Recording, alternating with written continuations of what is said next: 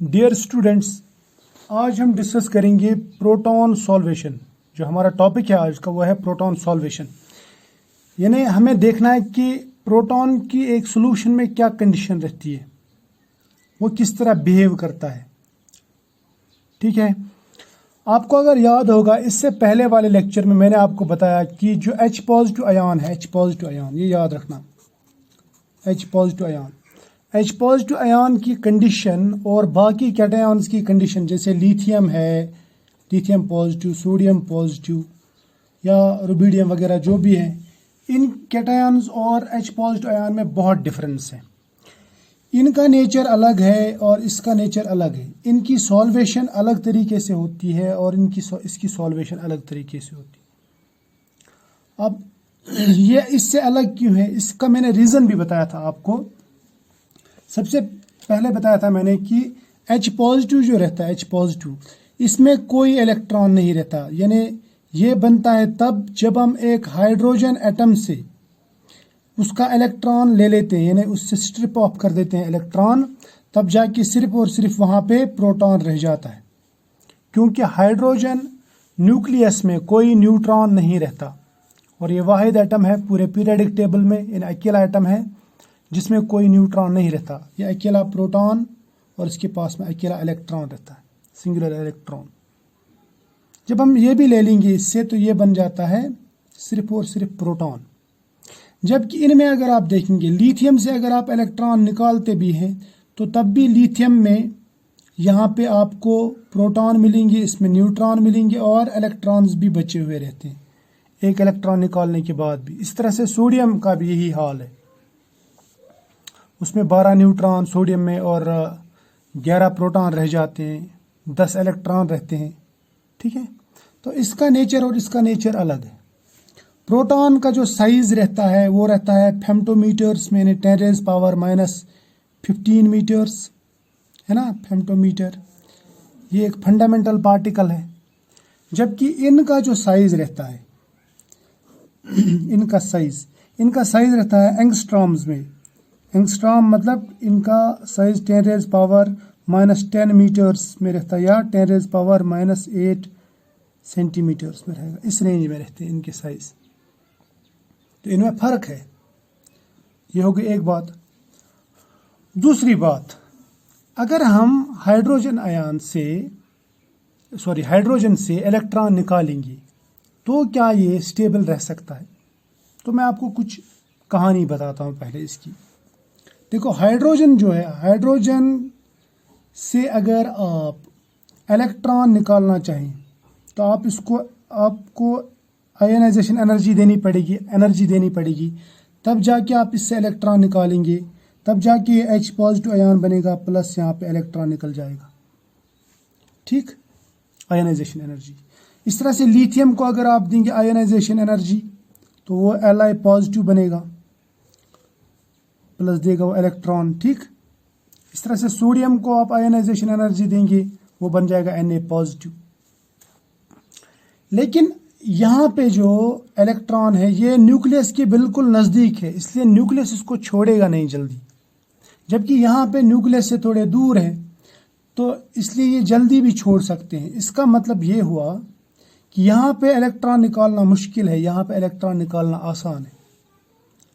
या मैं ये कहूँगा कि हाइड्रोजन को इलेक्ट्रॉन की ज़्यादा ज़रूरत है, वो इलेक्ट्रॉन को ज़्यादा पसंद करता है, वो इलेक्ट्रॉन को ज़्यादा बंद रखता है, इलेक्ट्रॉन के साथ साथ ज़्यादा अट्रैक्ट होता है as compare to lithium and sodium. तो अगर मैं डाटा के हिसाब से दिखा दूं आपको, इसकी जो आयोनाइजेशन एनर्जी रहती है वो रहती है 313 किलो कैलोरीज पर मोल।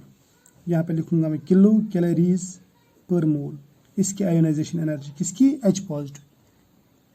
जबकि अगर आप लिथियम की देखेंगे तो इससे भी आधा रहता हो, यानी 124 किलो कैलोरीज पर मोल। सोडियम की इससे भी कम, 118 किलो कैलोरीज पर मोल। तो इस डाटा से पता चल जाता है कि हाइड्रोजन जल्दी इलेक्ट्रॉन को छोड़ने वाला नहीं है। अब अगर हमने हाइड्रोजन को पानी में डाल दिया, वाटर में, तो ये भी पॉसिबल नहीं है। या ऐसे H पॉजिटिव अगर रहे, H पॉजिटिव आयन बोल रहा हूँ मैं, हाइड्रोजन नहीं, H पॉजिटिव आयन, यानी हाइड्रोजन कैटायन जिसे मैं बोलूंगा या प्रोटॉन जिसे मैं बोलूंगा, वो अकेला नहीं रह सकता। So it can not remain alone. ये स्टेबल नहीं है, समझ में आया ना? ये स्टेबल नहीं है, ये अकेला स्टेबल नहीं है। ये जब भी हम बनाएंगे तो ये कोशिश करेगा जो आसपास इसको इलेक्ट्रॉन्स मिलते हैं उनके साथ में रिएक्ट होने की, उनके साथ में बॉन्ड बनाने की कोशिश करे, उन पे अटैक करने की कोशिश करेगा। अब जब हम वाटर में इसको डालेंगे, वाटर में H पॉजिटिव को, तो ये वाटर के साथ में डायरेक्ट कोवेलेंट बॉन्ड भी बना सकता है, क्योंकि वाटर में 2 इलेक्ट्रॉन पेयर्स रहते हैं ऑक्सीजन के ऊपर। इसके साथ कोवेलेंट बॉन्ड भी बना सकता है H पॉजिटिव, या इसके साथ में ये वाटर के साथ में हाइड्रोजन बॉन्ड भी बना सकता है H बॉन्ड, ठीक है। डेल्टा नेगेटिव ये पॉजिटिव, ठीक है। पोलर बॉन्ड जिसको आप कहते हैं, डायपोल डायपोल इंटरेक्शन होगी यहाँ पे हाईली इलेक्ट्रोनेगेटिव और इलेक्ट्रॉन पेयर्स के बीच में, ठीक है। इन H पॉजिटिव के बीच में यहाँ पे हाइड्रोजन बॉन्ड बनेगा। इसमें क्षमता है या तो ये बॉन्ड बनाएगा कोवेलेंट, या तो फिर इलेक्ट्रोस्टैटिक बॉन्ड बनाएगा, ये इलेक्ट्रोस्टैटिक हाइड्रोजन बॉन्ड। प्रोटॉन और अनपेयर्ड इलेक्ट्रॉन के बीच में इलेक्ट्रोस्टैटिक अट्रैक्शन हो सकती है, या फिर डायरेक्ट बॉन्ड बन सकता है, यानी कोवेलेंट बॉन्ड भी बन सकता है, हाइड्रोजन बॉन्ड भी। इसको मैं बोलूंगा कोवेलेंट या हाइड्रोजन बॉन्ड। बात समझ में आई? शाबाश। तो इसका मतलब ये हुआ कि वाटर में, खासकर वाटर में बोलूंगा मैं, वैसे भी ये प्रोटॉन तो स्टेबल नहीं रह सकता, ये अकेला नहीं रह सकता। फ्री प्रोटॉन जो है, free proton in water is not possible, ठीक है। ये तो पॉसिबल ही नहीं है कि ये फ्री रहे, ये कुछ ना कुछ बना देगा या कुछ ना कुछ रिएक्शन करेगा। अब ये रिएक्शन इस तरह करता है, इस तरह की बॉन्ड बनाता है ये, कि इस तरह के बॉन्ड बनाता है, ये हमें देखना है। यानी ऐसे रहता है कि ऐसे रहता है, ये हमें चेक करना है, ठीक है। तो ये हम आगे देखेंगे। अब अगर हमें ये देखना है तो इसके लिए हमें कुछ एक्सपेरिमेंट्स करने पड़ेंगे, कुछ प्रूफ निकालने पड़ेंगे। तो कुछ एक्सपेरिमेंट्स हैं, कुछ एविडेंसेस हैं जिनसे हमें ये पता चल जाएगा कि ये वाटर में कैसे रहेगा, ठीक। देखो, इन एविडेंसेस को हम समझेंगे, इन एक्सपेरिमेंट्स को हम समझेंगे। सबसे पहले अगर आपको प्रोटॉन इजीली गेन करना है तो आप किसी भी एसिड को ले लो, जैसे HCl को ले लो, पानी में डाल दो, ये H पॉजिटिव आयन और Cl नेगेटिव आयन देगा। या आप HNO3 को ले लो, HNO3 को ले लो आप, ये आपको देगा H positive ion plus NO3 negative ion. Perchloric acid HClO4 ये देगा आपको H positive ion plus ClO4 negative ion water में, ठीक है। अब ये जो ना, ये वाले, अगर मैं इन 2 एसिड्स की बात करूं, ये 2 एसिड्स लिक्विड्स हैं, रूम टेम्परेचर पे ये लिक्विड्स रहते हैं, ये भी लिक्विड है। बात समझ में आ गई? शाबाश। लिक्विड्स तो है, लेकिन इनको आप सॉलिडिफाई भी कर सकते हैं, सॉलिडिफाई। जैसे आप HNO3 को या HClO4 को सॉलिडिफाई कर सकते हैं। और इनके जो सॉलिडिफाइड स्ट्रक्चर्स बनते हैं ना, वो बनते हैं एसिड हाइड्रेट्स। क्या बनाते हैं? Acid hydrates. मैं बताता हूँ एसिड हाइड्रेट्स क्या होते हैं। एसिड हाइड्रेट्स, जैसे मैं अगर HClO4 ले लूँ, HClO4 ये लिक्विड है, इसमें वाटर प्रेजेंट है, ठीक है। इसको अगर आप सॉलिडिफाई करेंगे, सॉलिडिफाई, तो ये बनाएगा HClO4 डॉट H2, ठीक है। परक्लोरिक एसिड, जिसको आप कहते हैं परक्लोरिक एसिड मोनोहाइड्रेट, एक हाइड्रेट, तो ये सॉलिड है, सॉलिड। मैं उसको बोलूंगा solid acid hydrate, solid acid hydrate, क्योंकि इसके साथ में ये वाटर है, वाटर, इसकी वजह से इसको हाइड्रेट बोलते हैं। बात समझ में आई। और ये क्रिस्टलाइन सॉलिड है, क्रिस्टलाइन सॉलिड। बात समझ में आ रही है? शाबाश। अब अगर मैं HClO4 मोनोहाइड्रेट ले लूं, सॉलिड क्रिस्टल है ये, सॉलिड क्रिस्टल एसिड हाइड्रेट है ये, क्रिस्टल है, तो इसका मैं एक्सरे कर सकता हूं, एक्सरे डिफ्रैक्शन से इसका मैं क्रिस्टल स्ट्रक्चर निकाल सकता हूं। ठीक, इसके जैसा और एक है, वो है, उसको हम कहते हैं अमोनियम क्लोरेट, परक्लोरेट। ठीक है, ammonium perchlorate, ammonium ClO4 negative है, मैं बाद में समझा दूंगा इसको।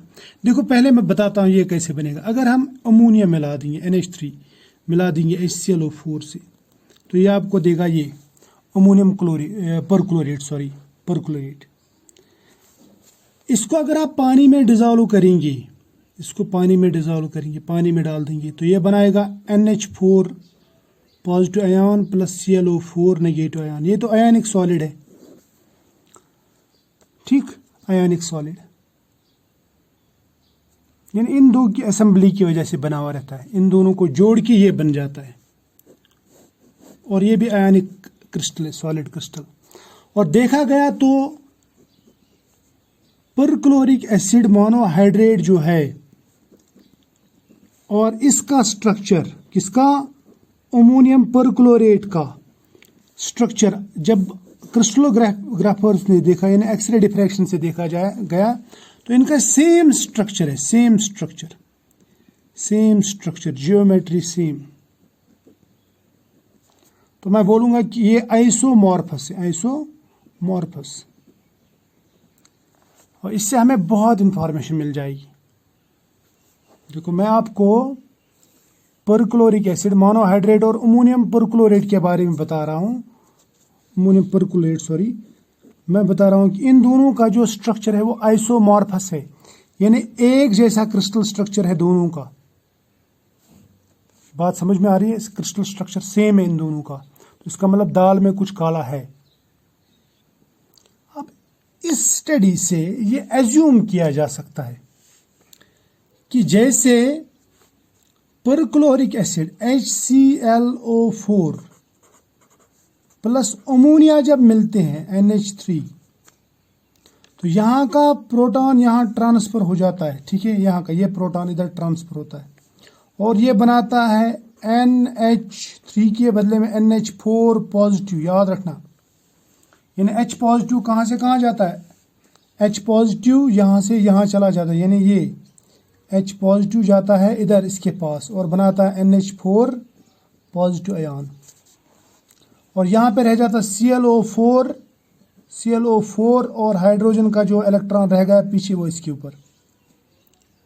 ठीक है, तो फिर हम ये भी बता सकते हैं कि जब ये सॉलिडिफाई होता है, ये इसलिए सॉलिडिफाई होता है, इनका क्रिस्टल स्ट्रक्चर इसलिए ऐसा इस जैसा है क्योंकि यहाँ पे HClO4 को जब मैं पानी के साथ मिला देता हूँ, अब इसके पानी के ऊपर भी 2 इलेक्ट्रॉन पेयर्स हैं, तो यहाँ पे H पॉजिटिव आयन इधर शिफ्ट हो जाता है। अब मैं अटैक दिखा रहा हूँ इलेक्ट्रॉन से H पॉजिटिव की तरफ, तो मैं यहाँ पे दिखाऊंगा, यहाँ पे ये H पॉजिटिव आयन, इन H पॉजिटिव आयन शिफ्ट हो जाता है और वाटर के ऊपर चला जाता है, तो ये बन जाएगा फिर H3O पॉजिटिव आयन और साथ में बन जाएगा ClO4 और एक नेगेटिव चार्ज। क्यों नेगेटिव? क्योंकि हाइड्रोजन ने अपना इलेक्ट्रॉन पीछे छोड़ दिया, ये विदाउट इलेक्ट्रॉन आ गया और H पॉजिटिव बन गया। ठीक, अब यहां पे इसको हम कहते, इस आयन को हम कहते अमोनियम, तो इसको मैं कहूंगा फिर हाइड्रोनियम, क्योंकि ये मिलते जुलते हैं ना, ये मिलते जुलते हैं, ये दोनों मिलते जुलते हैं। तो इसको अगर मैं अमोनियम कहता हूं तो इसको मैं कहूंगा हाइड्रोनियम। बात समझ में आ गई? तो इसका मतलब ये एज्यूम किया जाता है कि वाटर में अगर प्रोटॉन अकेला नहीं रहता तो फिर ऐसा रहता होगा, एज हाइड्रोनियम आयन। लेकिन यहाँ पे सवाल उठता है। सवाल क्या है? सवाल यह है कि ये जो स्ट्रक्चर है, ये स्ट्रक्चर इसके सॉलिड फॉर्म में मिल सकता है, इसके सॉलिड फॉर्म में मिल सकता है, लेकिन लिक्विड का क्या? लिक्विड को किसको पता कि लिक्विड में ऐसा ही होगा? ठीक, ये तो सोचने वाली बात है ना। तो जनाब H3O मतलब ये बता दिया, H3O x ray diffraction, H3O hydronium ion, याद रखना हाइड्रोनियम आयन। तो एक्सरे नहीं बताया, लेकिन कोई गारंटी नहीं है, नो गारंटी, इसकी कोई गारंटी नहीं कि यही होगा कि नहीं होगा। लेकिन एक चीज है जिससे हम बता सकते हैं। देखो, अमोनियम परक्लोरेट हो या फिर ये हाइड्रोनियम परक्लोरेट, जिसे मैं हाइड्रोनियम परक्लोरेट बोलूंगा या परक्लोरिक एसिड मोनोहाइड्रेट बोलूंगा। ये परक्लोरिक एसिड मोनोहाइड्रेट हमने लिक्विड फॉर्म से फ्रीज किया। हमने HClO4 मोनोहाइड्रेट लिक्विड लिया, है ना, इसको हमने लिक्विड फॉर्म में लिया। उसके बाद में फ्रीज किया, इसको फ्रीज करने के बाद में ये सॉलिडिफाई हुआ, ये बन गया HClO4 मोनोहाइड्रेट सॉलिड। तो इसका मतलब जो आयन्स यहाँ पे लिक्विड में होंगे वही आयन सॉलिड में भी होंगे। हालांकि गारंटी नहीं है इसकी, लेकिन फिर भी हम बता सकते हैं कि जो आयन्स लिक्विड स्टेट में थे वही तो सॉलिड में होंगे। जिस तरह NaCl का रहता है, NaCl लिक्विड ले लो, Na पॉजिटिव Cl नेगेटिव, वो जब आप सॉलिडिफाई करते हैं तो वो बन जाता है Na पॉजिटिव Cl नेगेटिव, मगर सॉलिड। ठीक है, यहाँ पे लिक्विड। लेकिन मैंने पहले ही कहा कि इन आयन्स का और H पॉजिटिव आयन का फर्क है।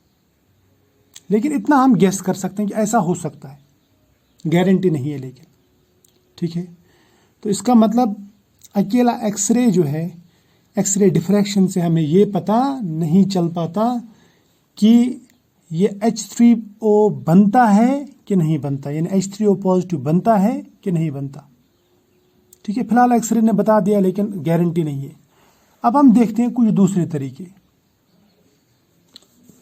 दूसरा एक मेथड है, इनडायरेक्ट मेथड ही बोलूंगा मैं इसको भी, indirect.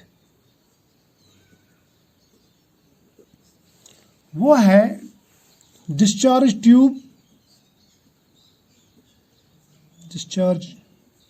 Tube followed by mass spectrophotometry. ठीक है, तो देखो इसमें क्या किया जाता। इसमें एक डिस्चार्ज ट्यूब लिया जाता है, जिस तरह आपने पढ़ा है वहां पे कैथोड रे वगैरह में। इस डिस्चार्ज ट्यूब में वाटर वेपर लिए जाते हैं, वेपर्स ऑफ H2, और इनके ऊपर किया जाता है इलेक्ट्रॉन बम्बार्डमेंट कैथोड से। तो क्या होगा, इलेक्ट्रॉन बम्बार्डमेंट जब होगा तो इसमें किसी न किसी प्रोटॉन से, H हाइड्रोजन से यहाँ पे इलेक्ट्रॉन निकल जाएगा और ये बन जाएगा H पॉजिटिव। H पॉजिटिव बनने के बाद में ये तो अकेला नहीं रहता, ये तो पॉसिबल नहीं कि अकेला रहे, क्योंकि ये इसकी एफिनिटी बहुत है इलेक्ट्रॉन्स के प्रति, इलेक्ट्रॉन्स के लिए। तो ये फिर इलेक्ट्रॉन की तरफ जाएगा। अब इलेक्ट्रॉन है कहाँ? इलेक्ट्रॉन है जनाब वाटर पे इलेक्ट्रॉन है, दो लोन पेयर्स। तो ये यहाँ जा सकता है। अगर यहाँ गया तो ये बनाएगा H3O positive ion discharge tube में। अगर इसने ये पॉजिटिव आयन बनाया तो हम ये डिटेक्ट कर सकते हैं। कैसे? ये जो वेपर्स हैं इनको हम फोर्स करेंगे इनटू मास स्पेक्ट्रोमीटर। मास स्पेक्ट्रोमीटर आपको बता देता है कि जो यहां से पार्टिकल आ गया उसका मास क्या है। सपोज H पॉजिटिव आ जाएगा तो मास 1 आ जाएगा, मास नंबर 1। अगर H3O पॉजिटिव आ गया, H3O पॉजिटिव, तो इसका मतलब यहाँ पे मास नंबर 19 आएगा। ठीक है, अब अगर इसका भी डबल आ गया या और कुछ आ गया तो हमें ये पता चल जाएगा, यानी अगर इसका मतलब ये हुआ कि अगर H3O पॉजिटिव बन रहा है तो हमें मास नंबर कितना आना चाहिए, 90। तो मास से पता चला। मास स्पेक्ट्रोमीटर में जब देखा गया तो वहाँ पे कुछ अजीब ही चीज़ें दिख गई। वहाँ पे जनाब जो स्पीशीज़ दिख गई, जो मासेस हमको मिले वो बिल्कुल 19 भी मिला, यानी हमको H3O पॉजिटिव आयन का मास भी मिला, जिसे हम कहते हैं हाइड्रोनियम आयन। क्या कहते हैं, हाइड्रोनियम आयन। हाइड्रोनियम आयन का मास मिल गया तो इसका मतलब हाइड्रोनियम आयन बन रहा है वहां पे, लेकिन साथ साथ में वहां पे और भी आयन्स का मास मिला, जैसे H5O2 पॉजिटिव या H7O3 positive, H9O4 positive extra. ठीक। अब ये जो आयन है और ये जो आयन है या ये ion, these are all due to H positive ion. ये तभी बनेंगे जब H पॉजिटिव आयन वाटर के साथ इंटरेक्ट करेगा। ये इंटरेक्शन दिखा दूंगा मैं किस तरह का रह सकता है। ये जो आयन है हाइड्रोनियम आयन, याद रखना H3O पॉजिटिव आयन, इसको हम और एक नाम देते हैं, उसको हम कहते हैं आइगन आयन, आइगन आयन। और H5O2 पॉजिटिव को हम कहते हैं जुंदल आयन, जुंदल आयन। ठीक है, ये तो मालूम है ये कैसे बनता है। ये बनेगा जब H पॉजिटिव रिएक्ट करेगा किसके साथ में, वाटर के साथ में। यहाँ पे यानी वाटर के जो इलेक्ट्रॉन्स हैं वो उनको अपनी तरफ खींचेगा, इलेक्ट्रॉन पेयर को। एक कोऑर्डिनेट बॉन्ड बनेगा, यहाँ पे कोवेलेंट बॉन्ड बनेगा इन दोनों के बीच में, तो H3O पॉजिटिव आयन बनेगा। ये कब बनेगा, ये तब बनेगा जब H3O पॉजिटिव के साथ में H3O पॉजिटिव, सपोज यहाँ पे बन गया H3O पॉजिटिव, इसके अगर आप इसके साथ में और एक वाटर मॉलिक्यूल जुड़ गया, सपोज OH2 हाइड्रोजन बॉन्ड के थ्रू जुड़ गया, तो ये बन जाएगा H3+2, कितना होगा H5O2 और पॉजिटिव। इस तरह से अगर दो वाटर मॉलिक्यूल जुड़ गए H3O पॉजिटिव के साथ में, अगर दो वाटर मॉलिक्यूल जुड़ गए यहाँ से और यहाँ से, तो ये बना सकता है जनाब H7 3 और 4 7 और O3 पॉजिटिव, इस तरह से H9 वगैरह वगैरह। ठीक है, लेकिन ज़्यादातर जो आयन्स मशहूर हैं वो ये है, जुंदल आयन और आइगन आयन। ये भी बताऊंगा मैं, इनकी कहानी भी समझा दूंगा ये होता कैसे। ठीक है, अब ये जो एविडेंस है, ये एविडेंस हमने देखी कौन से फेज में जनाब, वेपर फेज में। देखो वेपर, हमने वेपर्स का देखा, तो हमने सॉलिड देखा, हमने वेपर देखा। ठीक है, हमने ऊपर देखा नीचे देखा, लेकिन सोल्यूशन में नहीं देखा। सोल्यूशन अभी बाकी है, सोल्यूशन में हमने नहीं देखा। हमें तो सोल्यूशन में देखना है कि इसका नेचर कैसा, इसका बिहेवियर कैसा है। ठीक है, तो दो एविडेंसेस हो गए। अब तीसरा कुछ देखना है हमें, तीसरा मेथड जो हमें ये प्रूव करके दे दे कि वाटर में H3O पॉजिटिव बनता है। कैसे बनता है, H पॉजिटिव जो है वो रिएक्ट करता है वाटर मॉलिक्यूल से और बनाता है H3O पॉजिटिव। ये इसका हमें प्रूफ चाहिए, लेकिन सोल्यूशन में। तो हमारे पास में एक अच्छा हथियार है, अच्छा टूल है, उसको हम कहते हैं IR, इंफ्रारेड स्पेक्ट्रोस्कोपी, जो हम सोल्यूशन फेज में भी ले सकते हैं। स्पेक्ट्रोस्कोपी, इंफ्रारेड स्पेक्ट्रोस्कोपी, इसका हम स्पेक्ट्रम ले सकते हैं और चेक कर सकते हैं कि स्पीशीज सच्ची में बनी है कि नहीं बनी है। ठीक है, तो जनाब जो IR है, IR स्पेक्ट्रोस्कोपी, ये इससे हमें क्लियर एविडेंस मिल गया, इससे हमें एविडेंस मिल गया कि H3O पॉजिटिव बन जाता है। H3O पॉजिटिव बन जाता है इन सोल्यूशन। और ये आइडेंटिफाई करके दिया, ये जो IR स्पेक्ट्रोस्कोपी से हमें बताया, वो बताया दो साइंटिस्ट ने, एक का नाम था फॉक, दूसरे का नाम था गिग्यूअर, GIGUER, गिग्यूअर। ठीक है, तो ये दो साइंटिस्ट ने हमें बताया कि IR स्पेक्ट्रोस्कोपी से सोल्यूशन फेज में प्रूव करके दे दिया। अब हमें वेपर और सॉलिड की ज़रूरत नहीं है, अब डायरेक्ट कहाँ पे मिला, सोल्यूशन फेज में, कि वाटर में, सोल्यूशन फेज मतलब वाटर में हमें मिल गया कि वाटर में H पॉजिटिव अकेला नहीं रहता बल्कि H3O पॉजिटिव बनाता है। क्लियर। उसके बाद में और एक आइडेंटिफिकेशन आ गई और एक प्रूफ आ गया। वो क्या था, वो था मोलर रिफ्रैक्शन, या रिफ्रैक्टोमीट्री जिसे आप कहते हैं, रिफ्रैक्टिव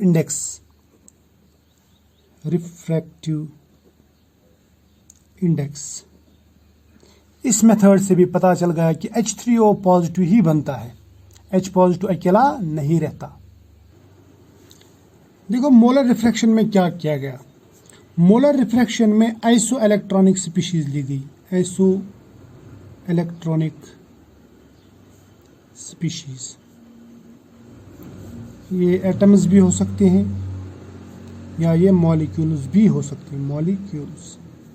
ठीक है, आइसो इलेक्ट्रॉनिक का मतलब क्या रहता है, वो स्पीशीज जिनके नंबर ऑफ इलेक्ट्रॉन सेम होंगे, species having same number of electrons. मैं समझाता हूँ एक आपको। सपोज हम अगर लेंगे सेकंड पीरियड एलिमेंट्स, हमारे पास में फ्लोरीन है, ऑक्सीजन है, नाइट्रोजन है, कार्बन है। ठीक, अगर मैं फ्लोरीन का एटॉमिक नंबर देखूं तो 9 आता है, 9, इसका 8 याद रखना, इसका 7, इसका 6। ठीक, अब जितना एटॉमिक नंबर रहता है उतना ही एटम में इलेक्ट्रॉन्स भी रहते हैं।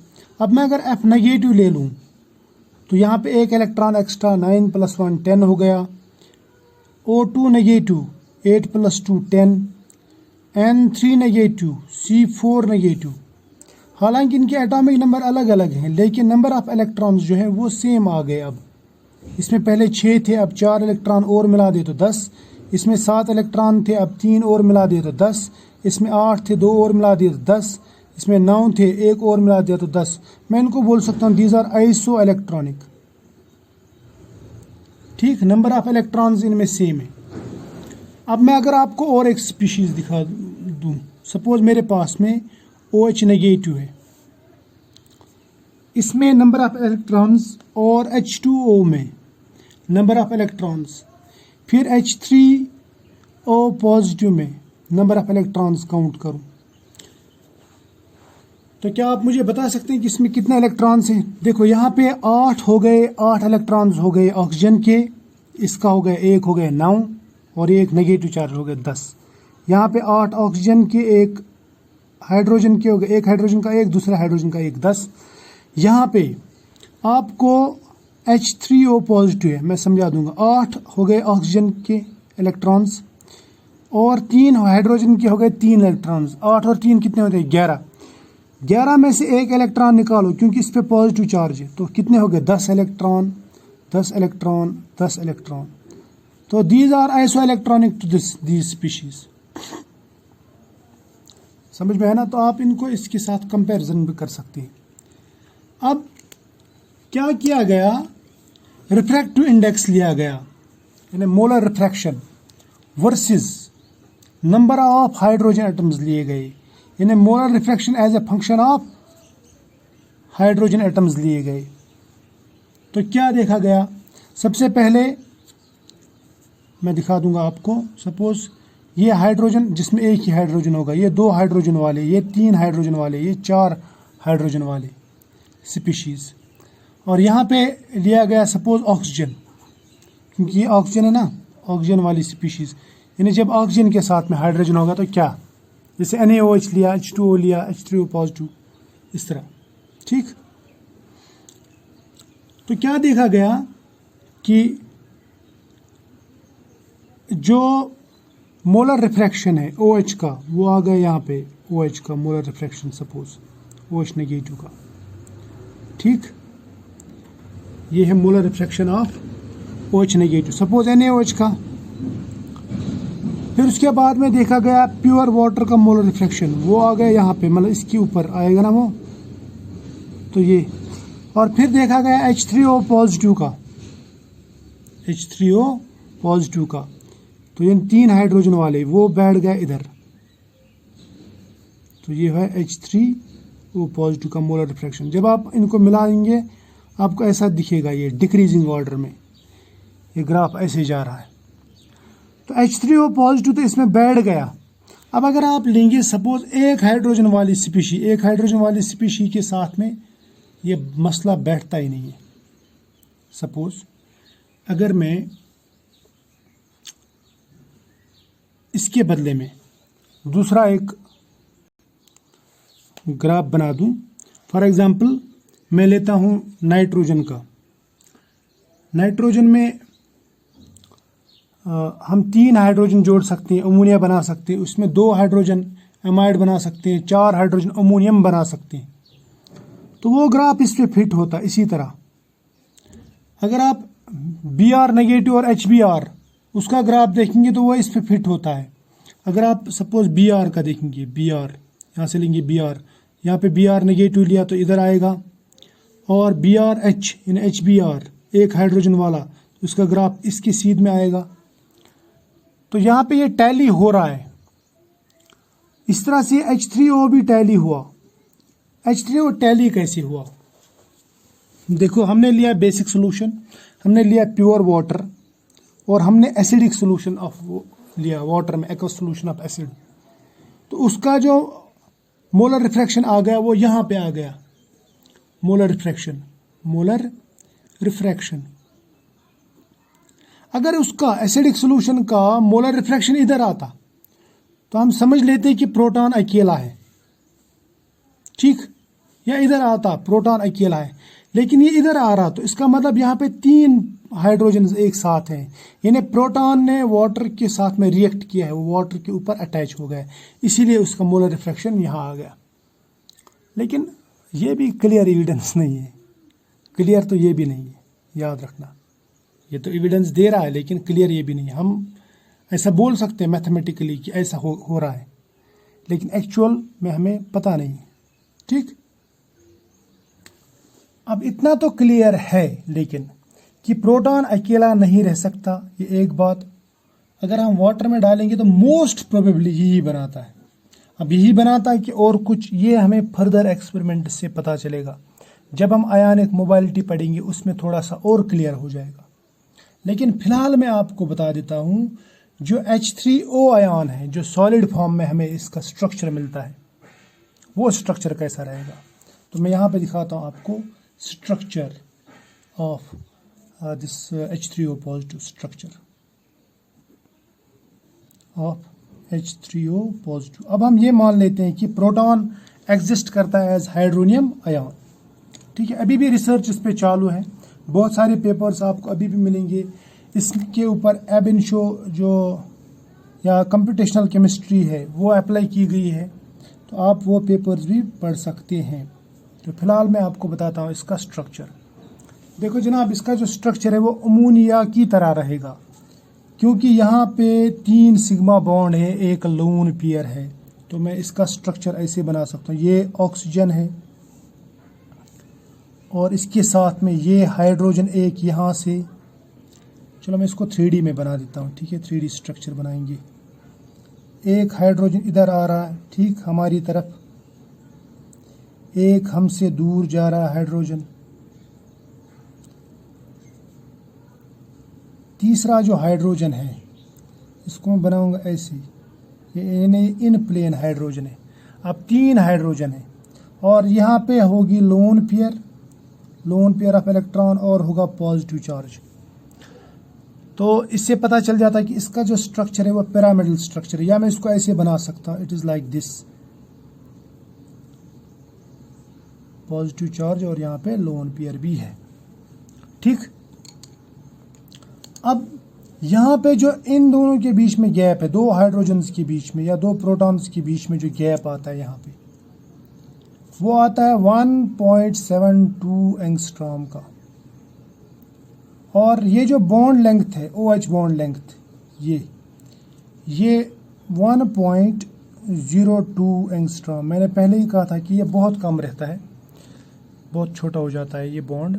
हाइड्रोजन के साथ कोई भी स्पीशी बॉन्ड बनाए तो बॉन्ड लेंथ वहाँ पे बहुत ही कम रहता है, क्योंकि हाइड्रोजन बिल्कुल चिपक ही जाता है एटम के साथ में, इसके ऊपर कोई इलेक्ट्रॉन नहीं रहता, तो ये क्लोजेस्ट अप्रोच करता है।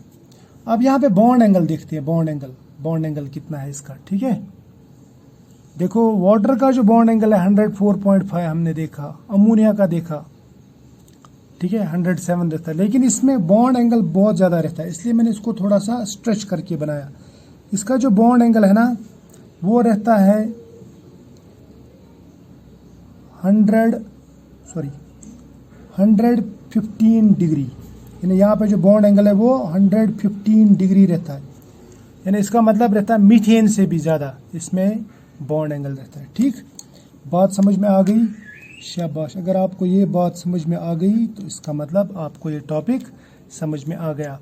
जो नेक्स्ट टॉपिक है, नेक्स्ट टॉपिक में पढ़ेंगे हम इसकी मोबाइलिटी, इसकी इलेक्ट्रोकेमिस्ट्री वगैरह। ठीक है, तो फिलहाल आज यहीं तक।